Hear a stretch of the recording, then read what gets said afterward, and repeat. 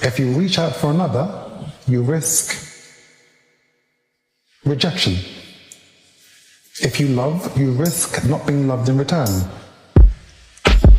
If you please your dreams in front of the crowd, you risk ridicule. If you go forward in the face of overwhelming odds, you risk failure. But the risk must be taken. The greatest hazard in life is to risk nothing.